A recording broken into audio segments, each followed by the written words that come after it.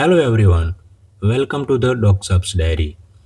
Today we are going to unpack the national immunization schedule.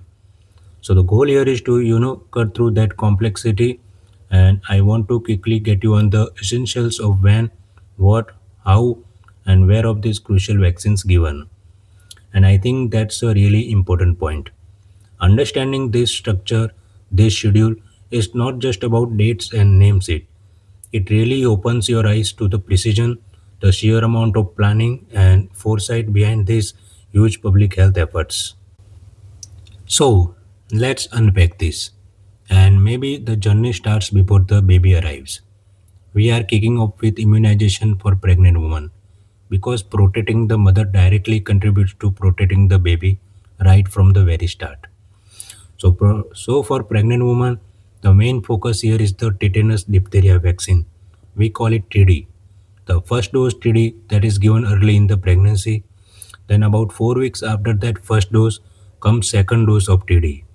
If a woman already had two tetanus or TD shots during a pregnancy within the last 3 years, she had to get a TD booster instead of the full two-dose series. TD1, TD2, and the booster dose, they are generally 0.5 ml standard dose and they are given intramuscularly, so into the muscle, whereabouts typically in the upper arm. But what's really insightful here is the why these shots don't just protect the mother from tetanus and diphtheria, which are serious, right? They also stimulate her body to produce antibodies, and crucially, she passes these antibodies to her baby through the placenta. Precisely so, the newborn arrives with this immediate passive immunity. It's a vital first layer of defense, especially against things like neonatal tetanus, which can be just devastating for a newborn. So, protection is literally built in from day one, a strong start even before birth. So, after that pre birth foundation, let's talk about the infant schedule. Yes, the first year is definitely busy. It feels like a lot of shots in that first year. So, you can think of this early schedule as carefully planning defensive strategy. It's like a race against time, trying to build protection before the baby is likely to encounter these jumps. So, right at birth, or as soon as possible, sometimes within the first 24 hours, or maybe the first 15 days, for one of them, infants get several really key vaccines. First, there is the BCG vaccine, primarily for protection against several forms of tuberculosis. It's given at birth, ideally, but can be given up to 1 year old. The dose is tiny, just zero point 0.1 ml, or even smaller, 0.05 ml if the baby is under 1 month old. And the way it is given is different too. It's intradermal, just under the surface of the skin, usually on the left upper arm. That specific route helps trigger the right kind of local immune response. Then there is the hepatitis B birth dose. This is crucial for preventing hepatitis B infection early on. It is given at birth or definitely within 24 hours. Very quick. It's zero point 0.5 ml and this one is intramuscular into the muscle and usually at the anterolateral side of the mid thigh, so the front or outer part of the thigh muscle. And finally, at birth, there is the oral polio vaccine OPV0, just 2 drops given by mouth. And this can be given at birth or within the first 15 days. So that covers the immediate birth period. After those initial birth doses, the primary vaccination series really start. This happens at 6 weeks, 10 weeks, and 14 weeks. It is a concentrated period designed to rapidly build that foundational immunity we talk about. So, what's given? Then you will see the oral polio vaccine again, OPV 1, 2, and 3. Each time given orally, and actually, OPV can be given up to 5 years of it if doses are missed. Then there is the pentavalent vaccine, Penta 1, 2, and 3. This is a zero point 0.5 ml dose, usually intramuscular, again in that anterolateral mid-thigh spot. Pentavalent meaning 5 exactly. It is a combination vaccine which is incredibly efficient. It protect against 5 diseases in one shot that include diphtheria, pertussis, that's a whooping cough, tetanus, hepatitis B again, and H influenza type B. It causes serious infection like meningitis. Then also in this time frame we have the pneumococcal conjugate vaccine or PCV. This protects against diseases caused by the pneumococcus bacteria like pneumonia and meningitis. There are two primary doses given at 6 and 14 weeks, skipping the 10-week mark for PCV.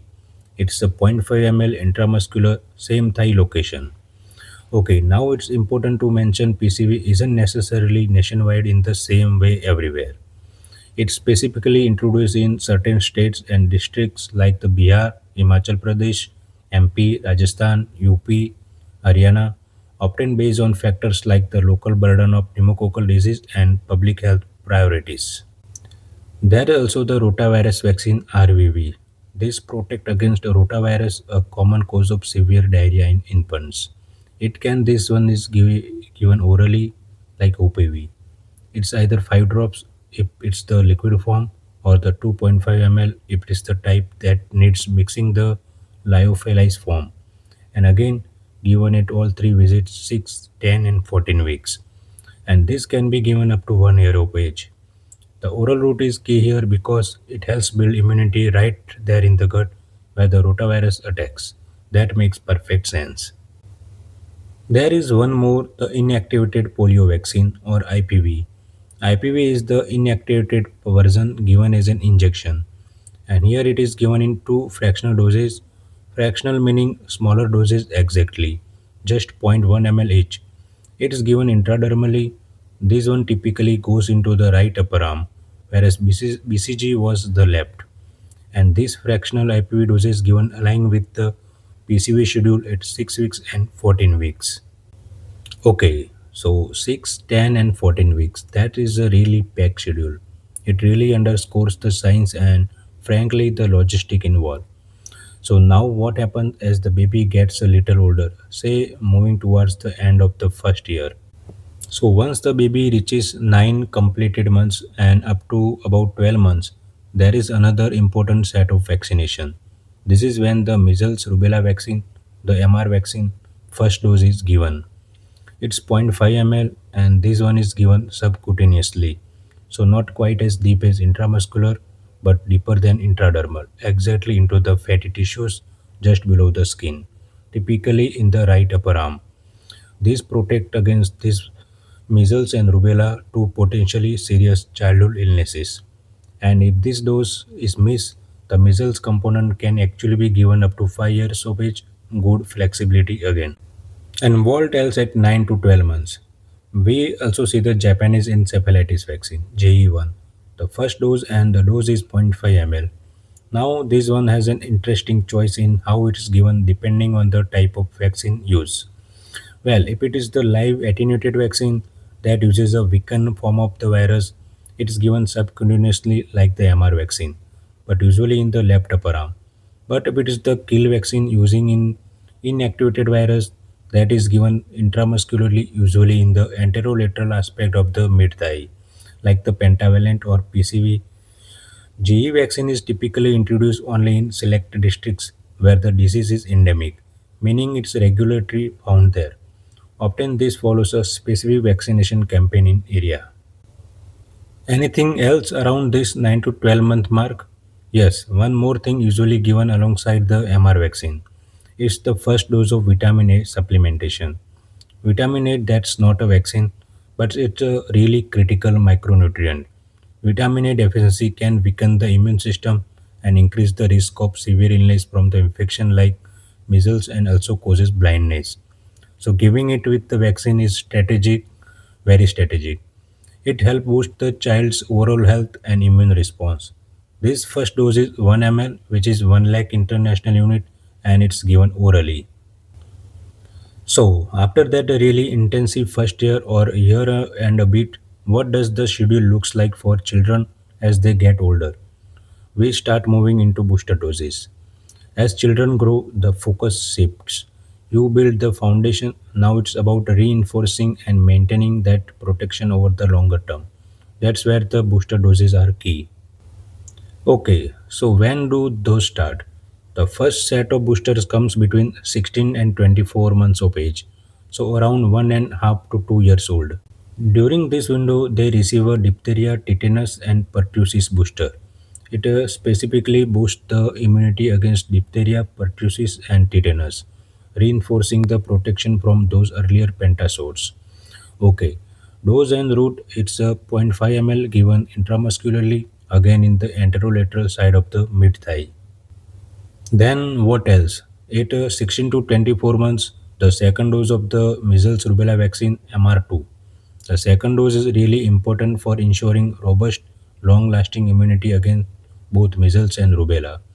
Same dose 0.5 ml and same route in subcutaneously in the right upper arm. And there also an OPV booster, the oral polio drops, again just 2 drops given orally, another boost for polio protection. And for those in the specific endemic districts, this is also when GE2, the second dose of the Japanese encephalitis vaccine, is given. GE2, same dose and route option is GE1, zero point 0.5 ml either subcutaneously in the left upper arm for the live vaccine or intramuscularly in the thigh for the kill vaccine. And again, only in those specific endemic areas. This is also when the vitamin A doses really continues in earnest. We mentioned the first dose at 9 to 12 months, right with the MR1. So, starting around 16 to 18 months, children begin receiving regular vitamin A doses from the second dose up to the ninth dose. It's a typically one dose every 6 months, right up until the child turns 5 years old. And these doses are larger than the first one. They are 2 ml, which is 2 lakh international unit, still given orally. These vitamin A doses might be administered during specific biannual health rounds or campaigns, sometimes organized in collaboration with community health programs like the ICDs, the Integrated Child Development Service Network.